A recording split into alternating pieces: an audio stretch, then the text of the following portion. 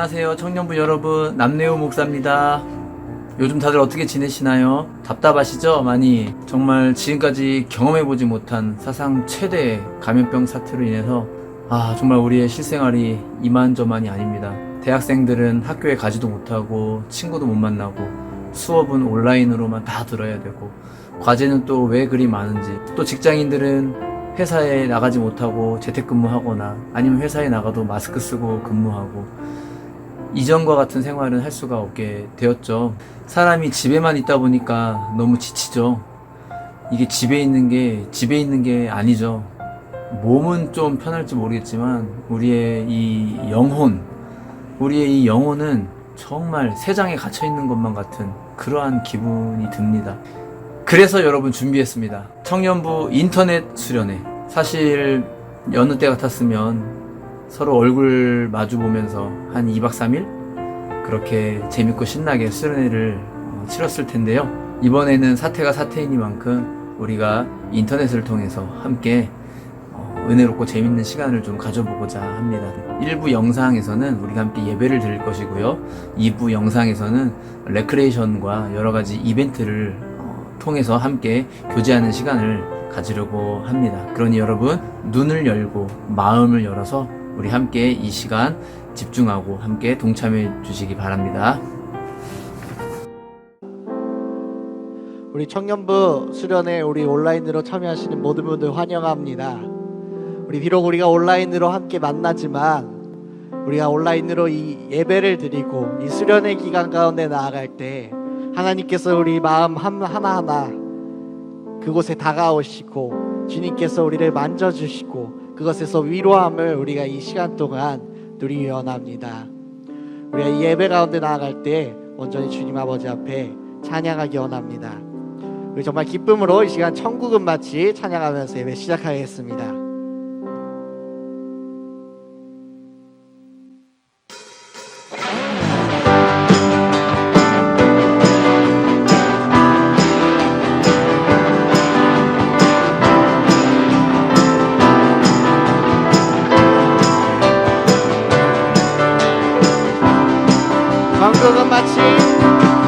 천국은 마치 마태가 주인 보아 땅속에 묻힌 아무도 모르는 보석. 천국은 마치 마태가 주인 보아 땅속에 묻힌 아무도 모르는 보석이라네. 우리 한 번 더 찬양하겠습니다. 천국은 마치 마태가 주인 보아 땅속에 묻힌 아무도 모르는 보석. 천국은 마치 마태가 주인 보아 땅속에 묻힌 아무도 모르는 보석이라네. 그 보석 발견한 사람은 기뻐 뛰며 집에 돌아가.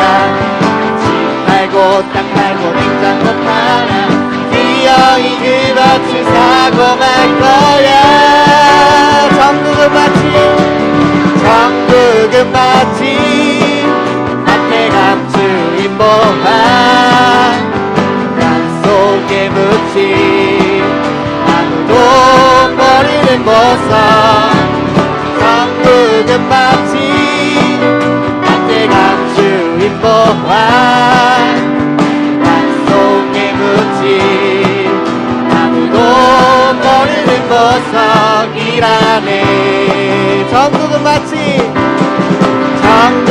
마치 마태가 주인 보아 땅속에 묻힌 아무도 모르는 보석. 천국은 마치 마태가 주인 보아 땅속에 묻힌 아무도 모르는 보석이라네.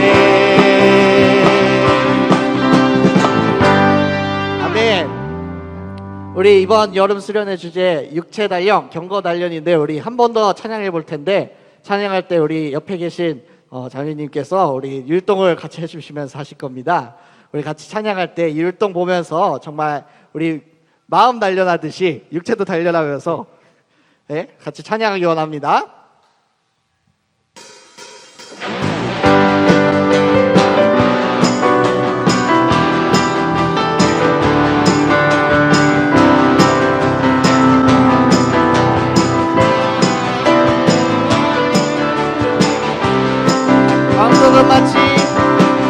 천국은 마치 밭에 감추인 보화 땅속에 묻힌 아무도 모르는 보석 천국은 마치 밭에 감추인 보화 땅속에 묻힌 아무도 모르는 보석이라네. 우리 다시 한 번 더 찬양하겠습니다. 천국은 마치 밭에 감추인 보화 땅속에 묻힌 아무도 모르는 보석 천국은 마치 밭에 감추인 보화 땅속에 묻힌 아무도 모르는 보석이라네. 그 보석 당연한 사람들 기뻐지며 집에 돌아가 집 팔고 땅 팔고 냉장고 팔아 기어이 그 밭을 사고 말 거야. 천국은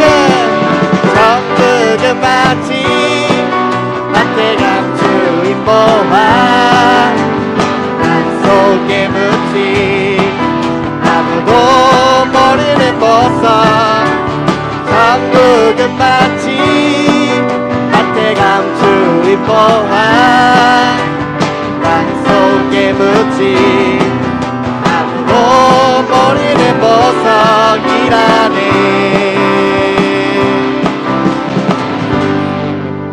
아멘. 정말 그 주님께서 우리에게 가르쳐 주시는 그 보물과도 같은 그 말씀을 여러분들 이 수련회 가운데 건지시기 바랍니다. 이 시간에 온전케 되리라는 찬양 함께 고백하면서 하나님 우리가 주님 앞에 나아감으로 온전케 되기 원합니다라고 함께 고백하기 원합니다.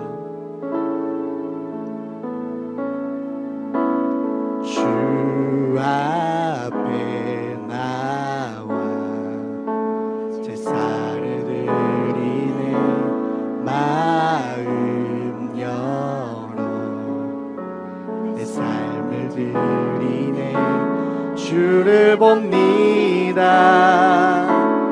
끝없는 사랑 나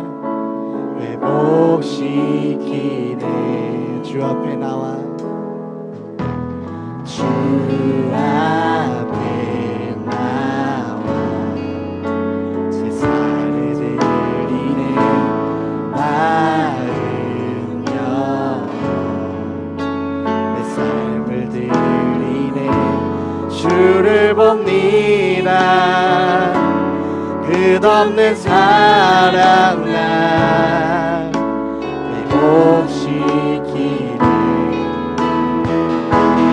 이제 눈 들어 주 보네 그 능력 날 새롭게 주님의 사랑 날 만지시니 두려움 사라지네.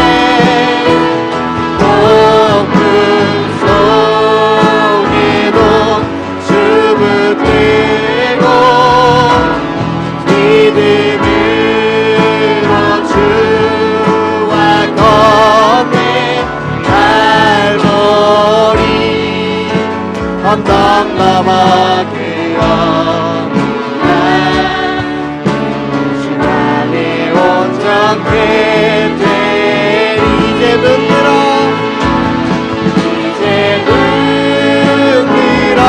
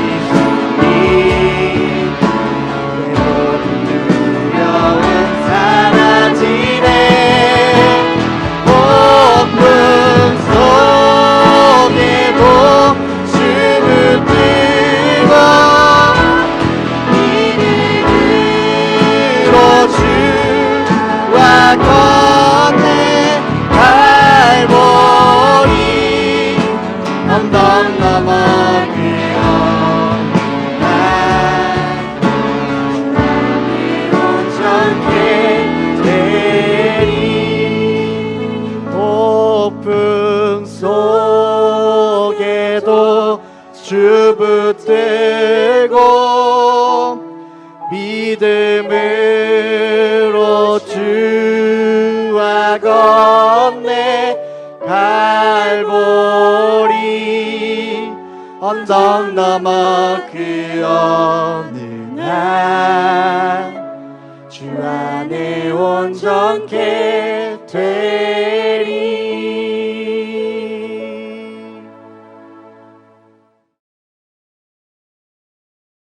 광명교회 청년부를 지켜주시는 사랑의 하나님, 광명교회 청년부가 오늘 주님의 은혜 가운데 인터넷을 통해 모여 여름 수련회를 갖습니다.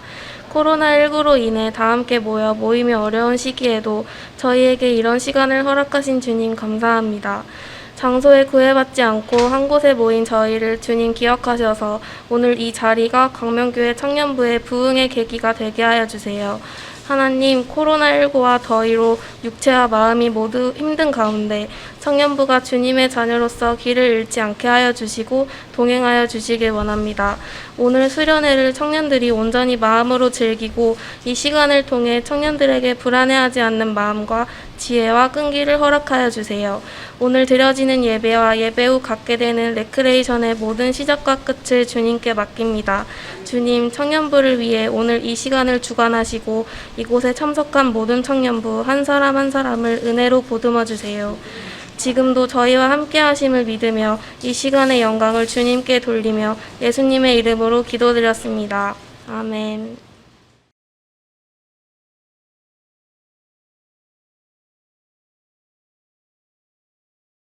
사랑하는 우리 청년부 여러분, 코로나19로 인해서 또 기나긴 장마철로 인해서 많이 힘드시고 갑갑하시죠? 이럴 때는 청년부 인터넷 수련회가 딱입니다요. 저는 여러분들에게 참 오랜만에 이렇게 설교를 합니다. 영상으로나마 여러분 앞에 말씀을 전할 수가 있어서 저는 참 좋은데 여러분들도 좋으셨으면 좋겠습니다. 이 디모데전서는 나이 많은 사도 바울이 청년 사역자였던 디모데에게 보낸 편지입니다. 일종의 대선배가 나이 어린 아주 젊은 후배에게 보내는 그러한 편지입니다. 그런데 대선배라고 해서 라떼는 말이야 이렇게 한 건 아니고요.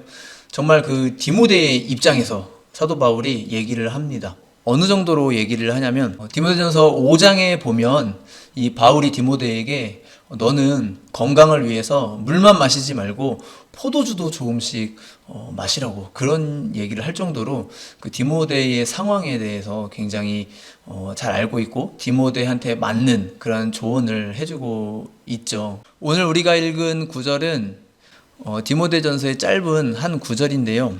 육체의 연단은 약간의 유익이 있으나 경건은 범사에 유익하니 금생과 내생에 약속이 있느니라. 이 말씀입니다. 여러분, 여기서 딱 두 어구를 기억해 주시기 바랍니다. 육체 단련, 경건 단련. 이번 수련회의 주제이기도 하죠. 육체 단련, 경건 단련으로 코로나19를 극복하자. 이 시간 여러분과 함께 나눌 말씀은 크게 두 가지입니다. 육체 단련에 관해서 그리고 경건 단련에 관해서. 먼저 첫 번째로 여러분 육체 단련에 관해서 함께 좀 말씀을 나누고 싶습니다. 여러분 운동하셔야 됩니다. 운동. 여러분 이런 말 들어보신 적 있습니까? 건강한 육체에 건강한 정신이 깃든다. 누가 한 말씀인지 아십니까? 우리 청년부 이용호 부장님께서 하신 말씀입니다. 저도 이 말씀에 격하게 공감을 합니다. 사람은 이성을 가진 존재이지만 동시에 육체를 가진 그러한 복합체입니다. 사람은 정신도 가지고 있고 육체도 같이 가지고 있어요. 이 정신과 육체가 긴밀하게 서로 연결이 되어 있습니다. 짐승이야 어차피 육에서 나온 본능대로 사는 것이지만 사람은 정신이 육을 컨트롤해서 사는 존재이죠. 그러니 사람한테 있어서 이 정신과 육체를 따로 떼어내서 생각할 수가 없습니다. 둘을 같이 생각할 수밖에 없다는 것입니다. 하루 종일 움직이지도 않고 집에서 핸드폰만 하고 TV만 보고 그러면 벌써부터 우리 스스로가 압니다. 아, 나 왜 이렇게 무기력하지? 아, 이러면 안 되는데 우리 스스로가 벌써 그렇게 압니다. 하지만 힘들어도 또 새삼스럽더라도 잠깐이라도 나와서 운동하고 아침에 산책하고 그러면 또 우리 마음이 뿌듯해지죠. 아, 정말 운동하길 잘했다. 이러한 마음이 들지 않습니까? 그러면 왠지 내 스스로가 대견스럽고 자존감도 올라가고 그러는 것 같아요. 전자는 그렇게 하기가 쉽지만, 그렇게 하기가 편하고 쉽지만, 그렇게 했을 때에 뭔가 뿌듯하지가 않고 또 건강과도 거리가 멀어지게 되죠. 그런데 또 후자는 그렇게 하기가 정말 정말 힘든데, 근데 그렇게 실천했을 때 우리 마음이 되게 뿌듯해지고 건강해지는 그러한 기분이 듭니다. 그래서 육체는 놀리는 것이 아니라, 게으르게 내버려 두는 것이 아니라, 또 남용하는 것이 아니라 우리가 건강하도록 건전하게 잘 가꾸어 나가야 한다라는 겁니다. 단련해야 된다라는 겁니다. 단련이라는 말 자체가 그것을 일부러 한다라는 뜻이 담겨 있는 것이죠. 이 단련의 사전적 의미를 보면은요, 쇠붙이를 불에 달구어서 두드려서 단단하게 한다. 어떤 것을 반복해서 익숙하게 한다라는 뜻이 있다고 합니다. 일부러 이런 일을 행하는 것이죠. 쇠붙이를 점점 더 단단하게. 하지만 쇠붙이를 가만히 내버려 두면 점점 녹이 슬겠죠. 하지만 반복적으로 그것을 두들기고 불에 담그고 또 물에 담그고 반복하게 되면 이 쇠붙이는 강하게 연단이 되는 것입니다. 어느 신경과학자가 이런 말을 했다고 합니다. 뇌가 존재하는 이유는 단 하나, 오직 움직이기 위해서다라는 겁니다. 멍게가 물에 떠다니다가 바위에 안착을 한다고 해요. 바위에 멍게가 이제 안착을 해서 더 이상 이제 움직이지 않아도 되게 될 때에 이 멍게가 신기한 행동을 한다고 합니다. 그게 뭐냐면 더 이상 이제 움직이지 않아도 되니까 자신의 그 신경계와 뇌를 먹는다고 합니다. 그것을 영양소 삼아서 점점 자신의 뇌를 먹어 들어간대요. 여러분 되게 신기하지 않습니까? 한마디로 움직임이 없어지게 되면서 뇌의 퇴화가 일어나게 된다라고 하는 것이죠. 사람은 옛날 시대에는 다 사냥하고 살았습니다. 먹고 살기 위해서 채집하고 수렵하고 그렇게 살았습니다. 여러분, 사냥을 하기 위해서 얼마나 사람이 머리를 썼을까요? 어떻게 해야 사냥감을 더 잘 잡을 수 있을까? 또 사냥을 하다가 맹수를 만나게 되면 또 위험하잖아요. 어떻게 맹수의 위협을 잘 피할 수 있을까? 또 채집할 때에는 어느 곳에 가야 내가 먹을 것을 채집할 수 있을까? 이거는 먹을 수 있는 것일까? 이거는 먹을 수 없는 것일까? 이러한 것들을 판단해야 되겠죠. 삶 자체가 곧 생존과의 싸움이었고, 생존과의 싸움이 곧 머리를 사용하는 것이었고, 머리를 사용하는 것이 곧 우리의 손과 발을 이용해서 역동적으로 살아가는 그러한 삶과 연결이 되어 있었다라고 하는 겁니다. 즉, 뇌와 신체가 움직이는 것이 긴밀하게 하나가 되어 있었다라는 것이죠. 그게 원래 인간의 태초의 모습이었습니다. 뇌와 움직임이 서로 긴밀하게 연결되어 있기 때문에 뇌라고 하는 것이 움직이기 위해 존재하는 것이다라고 해도 과언이 아니다라는 겁니다. 이 학자의 말이. 또 운동을 충분히 한 학생들의 성적이 운동을 전혀 하지 않은 학생들의 성적보다 더 좋았다라는 그러한 연구 결과 보고도 있습니다. 또 우리가 많이 들었던 운동이 치매 예방 효과에 좋다. 이것도 참 우리가 많이 들었죠. 여러분, 우리가 운동하는 것이, 우리의 몸을 자꾸 부지런하게 사용하는 것이, 이것이 우리의 정신에, 우리의 뇌에 굉장히 긴밀하게 연결되어 있다는 것은 정말 이거는 뭐 새로운 이야기가 아니죠. 부정할 수 없는 얘기입니다. 저의 실생활을 한번 예로 들어볼까요? 저는 아무래도 목회자이다 보니까 좋든 싫든 무조건 새벽 기도에 나가야 돼요. 어쨌든 저는 많이 피곤하지만 그래도 좋습니다. 목회자여서 좋은 이유 중에 하나가 그래도 어쨌든 반강제적으로라도 기도하는 자리에 제가 갈 수가 있는 거잖아요. 그런데 문제는요, 그 다음입니다. 새벽 기도가 끝나고 나면 저는 두 가지를 놓고 항상 고민을 합니다. 운동을 갈 것인가, 아니면 집에 들어가서 잠을 더 보충할 것인가, 눈을 더 붙일 것인가. 이 두 개를 놓고 항상 팽팽하게 고민을 합니다. 당연히 운동을 안 하는 쪽이, 들어가서 잠을 자는 쪽이 한 정확하게 500배 더 유혹이 강합니다. 더더군다나 요즘처럼 이렇게 비가 오는 날에는 거의 한 5000배는 더 강합니다.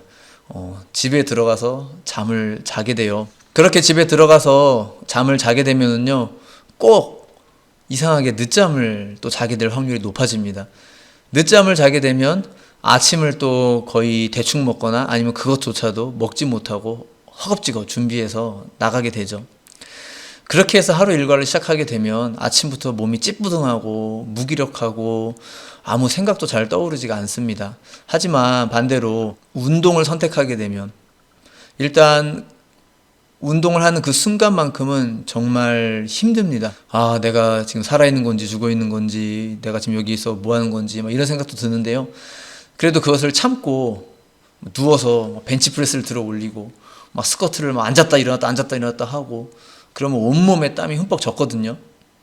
그렇게 흠뻑 젖은 상태에서 샤워를 딱 할 때면 그 기분은 정말 이루 말할 수 없습니다. 너무 기분이 좋아요, 샤워할 때.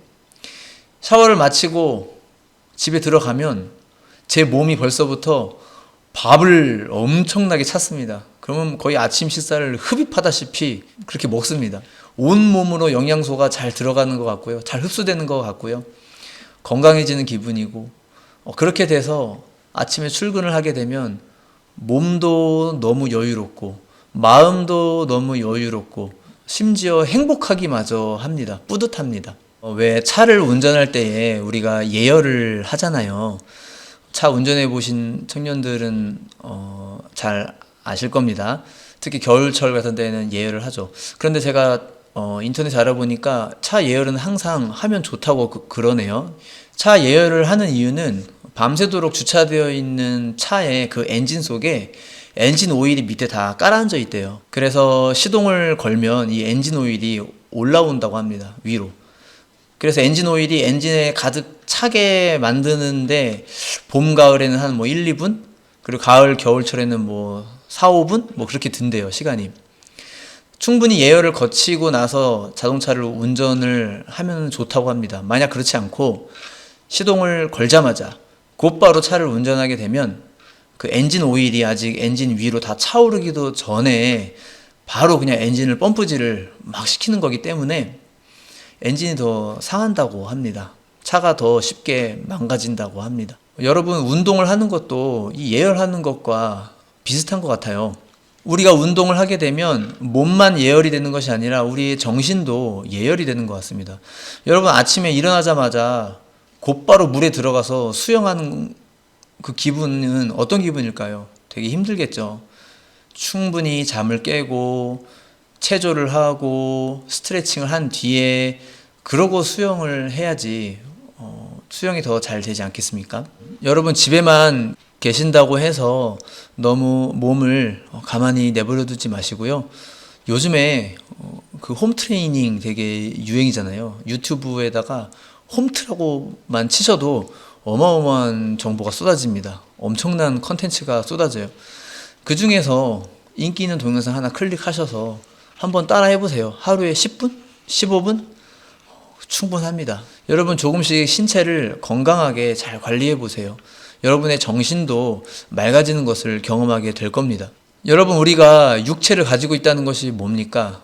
어찌됐든 우리가 무슨 일을 하든지 육체를 이용해서 하는 거 아니겠습니까? 일을 하더라도, 또 누군가를 만나더라도 직접 찾아가야 되고, 말을 하더라도 직접 생각하고 우리가 입을 움직여서 얘기를 해야 되고, 어찌됐든지 간에 이 몸이라고 하는 것은 일종의 우리가 무언가를 하기 위한 수단입니다. 무엇을 하든지 간에 이 육체라고 하는 것은 수단이죠. 모든 일의 수단이 되는 것이죠. 우리가 정신으로만 일을 할 수는 없는 거잖아요. 육체를 가지고 일을 하는 거니까. 따라서 여러분, 이 육체를 건강하게 잘 관리하셔야 합니다. 육체는 우리의 정신을 발현시키는 수단입니다. 이 육체를 우리가 게으르게 놀려서도 안 되고요.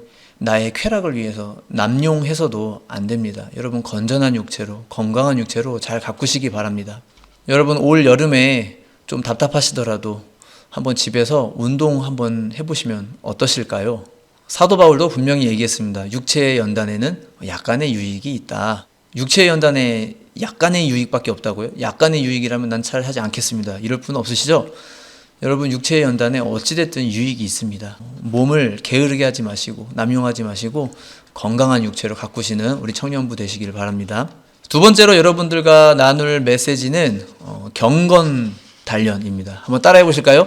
경건 단련. 처음에 잠깐 말씀드렸지만 육체의 연단에는 약간의 유익이 있습니다. 하지만 이 경건의 단련은 범사에 더 광범위하게 유익이 있다고 얘기를 합니다.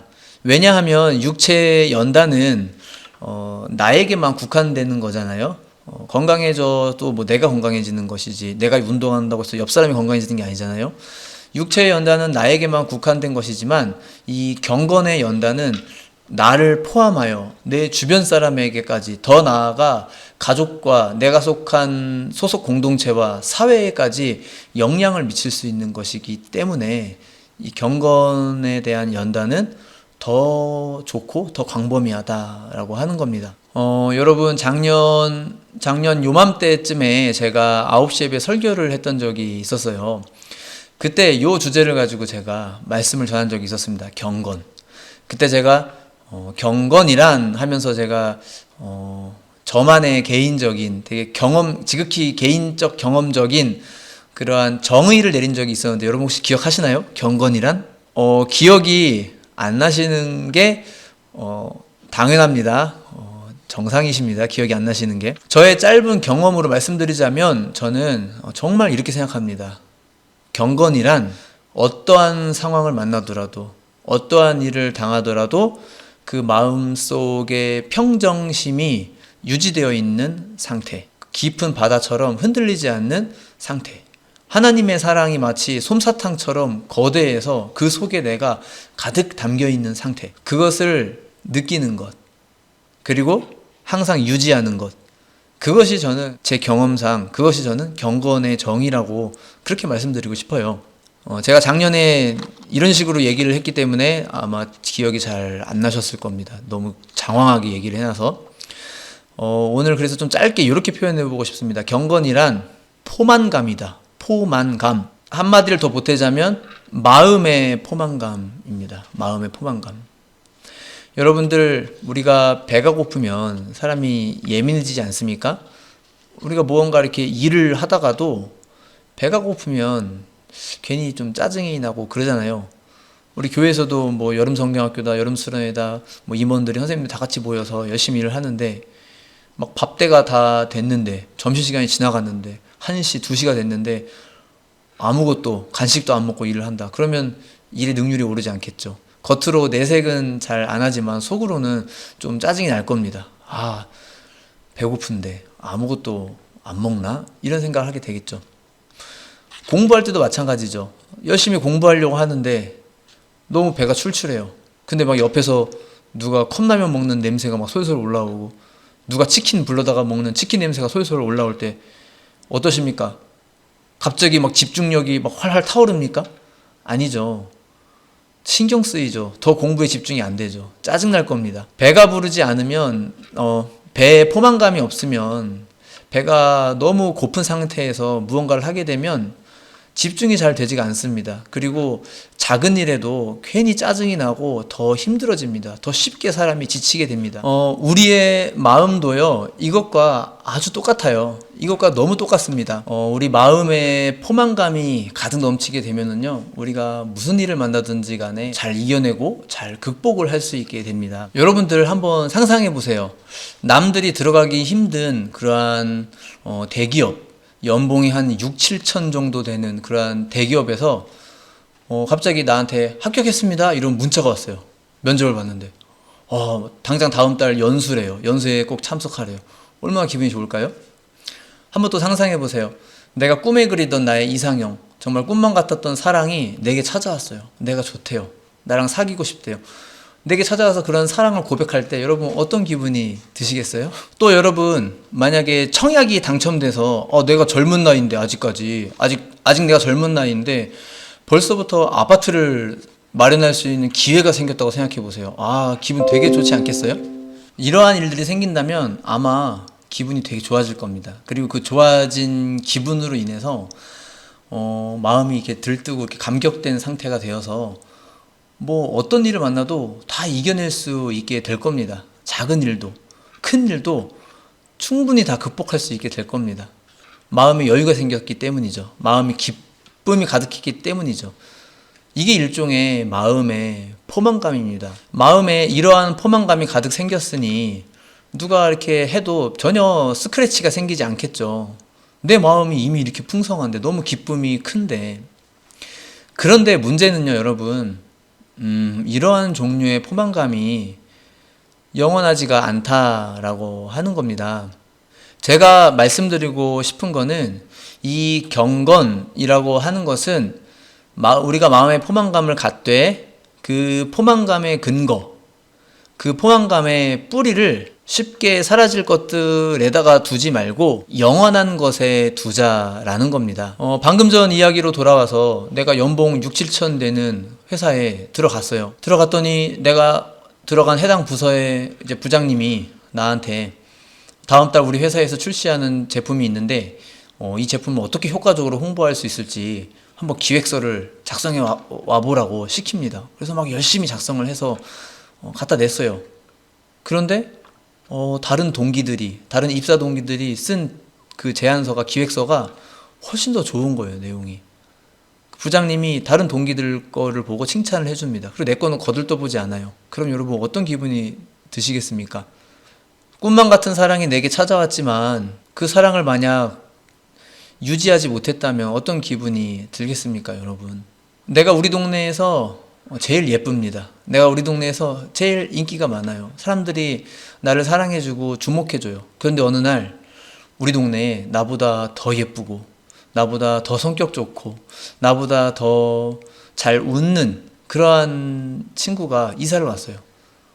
내게 10이 왔던 관심이 갑자기 어느 날 6으로 급감합니다. 그러다가 5, 4, 3, 2 나머지 8을 그 친구가 다 가져갑니다. 그럼 여러분 이때 어떤 기분이 드시겠습니까? 지금까지 그 기쁨으로 살았는데, 나를 반겨주고 나를 환영해주는 사람들 틈바구니에서 그 기쁨으로 살아왔는데, 그 기쁨으로 모든 것을 극복하고 살아왔는데 그것이 흔들린다면 어떤 기분이 들겠습니까? 내가 무언가를 되게 잘했는데, 내가 노래를 잘하고 그림을 잘 그리고 일을 잘하고 무언가를 되게 잘했는데, 그 분야에 있어서 사람들이 나한테 믿고 맡기고 했었는데 어느 날 나보다 더 나이 어린 사람이 등장을 했습니다. 이 사람이 나보다 더 능력이 좋아요. 나보다 더 잘해요. 그래서 이 사람에게 일이 막 맡겨질 때 여러분들 어떤 기분이 드시겠어요? 그렇기 때문에요, 여러분들 이러한 외모, 인기, 능력 인정받는 것, 주변 사람들로부터 사랑받는 것, 이러한 것들로 마음의 포만감을 삼기 시작하면은요, 그때 당시에는 그것으로 살아갈 수 있지만 이것이 조금이라도 와해되는 것을 경험하게 될 때, 이것이 조금이라도 흔들리게 되는 것을 경험하게 될 때, 여러분 반드시 기억하세요. 누구든지 반드시 임자 만날 날이 오게 됩니다. 반드시 그날이 오게 돼요. 그 순간 우리의 마음은 공허해지게 됩니다. 모든 것을 다 잃어버린 사람처럼 됩니다. 상실감 속에 살게 됩니다. 그때서야 비로소 우리는 깨닫게 됩니다.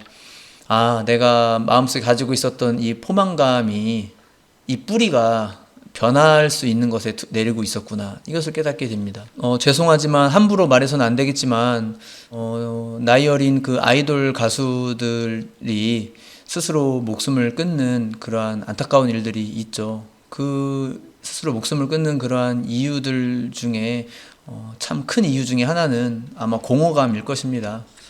그 공연이 끝나고 나서 그 공허감, 정말 몇천 명, 심지어 몇만 명에 둘러싸여서 콘서트 공연을 마치고 난 뒤에 나 혼자 있을 때 찾아드는 그 공허감, 또 나를 사랑하고 아껴주고 좋아해주고 따라주었던 팬들의 마음이 변심한다든지, 나에게 악성 댓글을 남긴다든지, 나를 좋아해줬던 팬이 다른 연예인의 팬으로 돌아선다든지 할 때에 그 상실감은 이루 말할 수 없을 겁니다.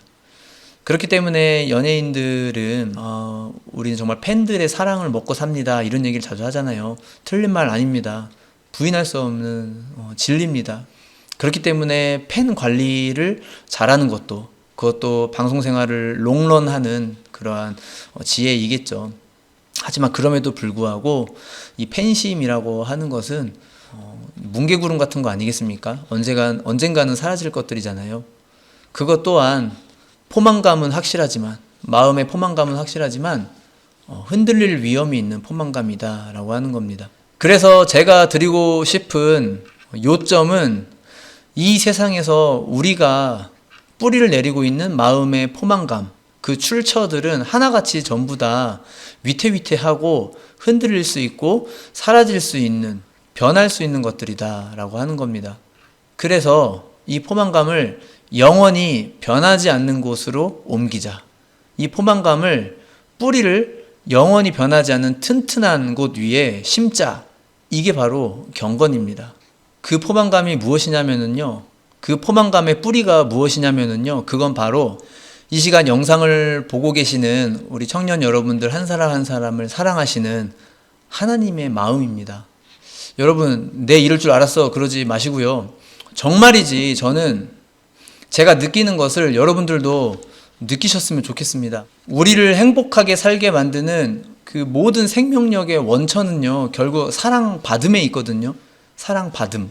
내가 사랑받는다라고 하는 것에 달려 있어요.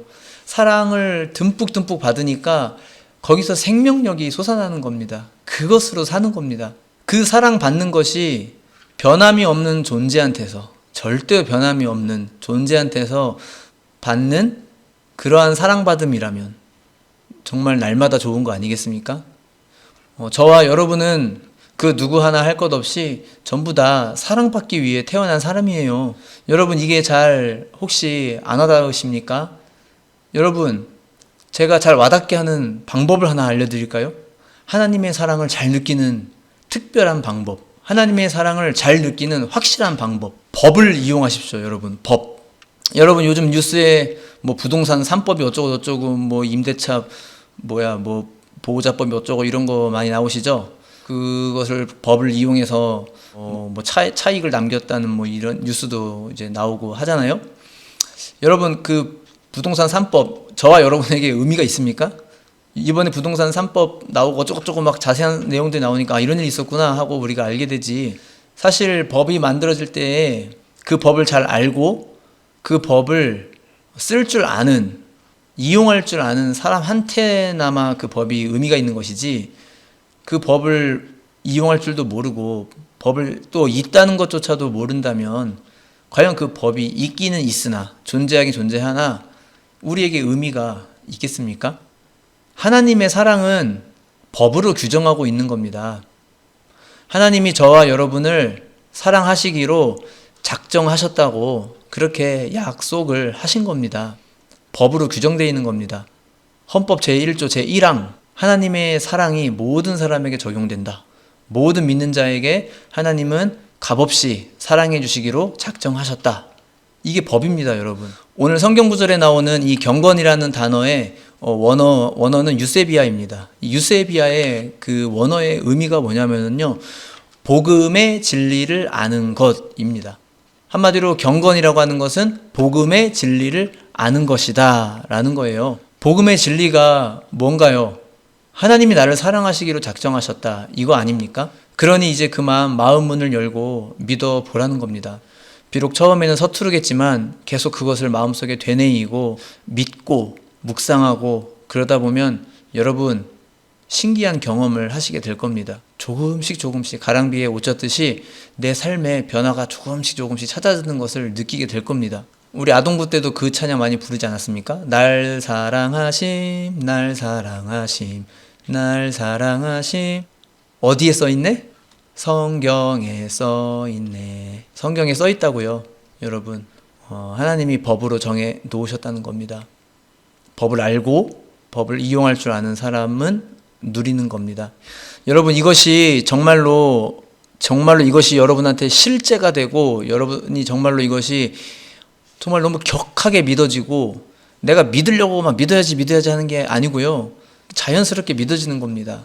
너무 자연스럽게, 내가 부정할 수 없게 내 온몸이 다 그것을 동의하고 있는 겁니다. 나의 마음이. 이러한 것이 느껴지게 됐을 때의 그 포만감은요, 세상 그 무엇도 흔들 수가 없는 포만감입니다. 온 세상 날 버려도, 사방이 나를 다 우겨싸도 내가 아무것도 소유하지 못한 사람처럼 행동하지 않습니다. 오히려 사방이 나를 우겨싸고 온 세상 나를 버려도 내가 온 세상을 다 소유한 것처럼 그렇게 평안한 자세가 유지가 되는 겁니다. 내가 지지 않아야지, 괜찮은 척 해야지 하고 버티는 게 절대 아니고요. 너무 자연스럽게 정말로 괜찮아져서 괜찮아지게 되는 겁니다. 이게 어떤 기분인지 여러분이 경험해 보셨으면 좋겠어요. 저는 이게 경건입니다.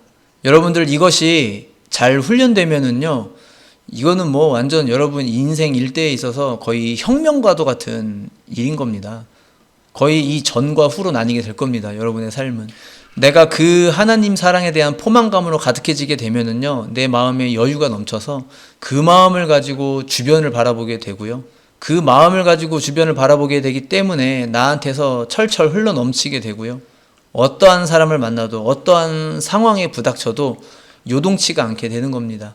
그리고 내가 요동치 않고 내가 선한 말을 하고 덕이 되는 말을 하고 또 하나님이 기뻐하시는 행동을 하게 되잖아요.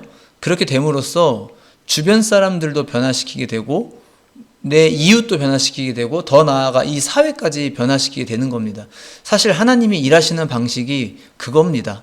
아주 작은 영향 하나에서 시작해서 그것이 점점 불어나게 만드는 것. 이게 하나님이 하시는 일입니다. 사랑하는 우리 청년부 여러분, 이제 말씀을 요약을 해봅니다. 참으로 갑갑한 이 코로나19 시대 속에서 여러분들 육체 단련, 경건 단련 한번 꼭 실천해 보시기 바랍니다. 내 몸을 건전하게, 건강하게 잘 관리하시고 훈련해 보시기 바랍니다. 게으르게 놀리지도 마시고요. 또 내 만족과 쾌락을 위해서 남용하지도 마시고요. 건강하게 잘 만들어 나가시길 바랍니다. 그것이 여러분의 정신에까지 영향을 미칩니다. 또 더 중요한 것, 바로 경건 단련입니다. 여러분 마음의 포만감을 사라질 것, 변할 것, 위태위태한 것 위에다 뿌리를 내리지 마시고 영원히 변하지 않는 하나님 위에다가 한번 뿌리를 내려보세요. 지금 제가 드리고 있는 이 말이 여러분들의 마음에 제발 공감이 되었으면 하는 바람입니다. 바라기는 육체 단련과 경건 단련을 통하여서 이 여름을, 그리고 2020년도 이 남은 한 해를 여러분들 모든 일에 있어서 넉넉하게 승리하시는 그러한 우리 광명의 모든 청년부들 다 되시기를 간절히 소망합니다.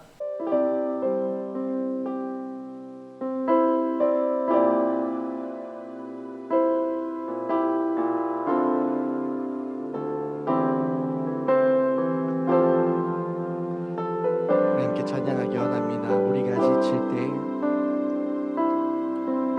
우리가 지칠 때 우리를 업어주시고, 우리가 쓰러질 때 우리 잡아주시며, 죄 많은 우리 위에 피 흘리신 예수님, 사랑이 가득한 예수님 마음, 우리 모습보다 마음만을 보시고, 교만한 선행보다 겸손을 아끼시며, 세상 그 무엇보다 예수님만 닮기를, 주님만 닮기를 원하는 마음, 예수님 마음 품고 세상을 가슴에 안고, 오늘 위해 기도하는 주의 용사가 되어 세상의 빛과 소금, 좋은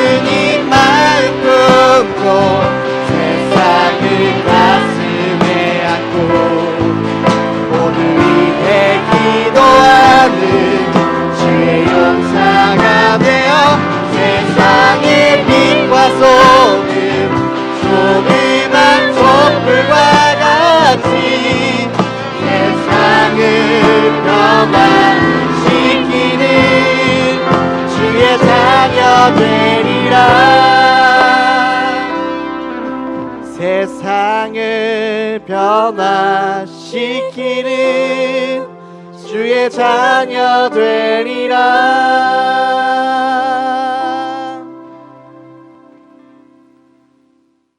사랑해 주님 감사합니다.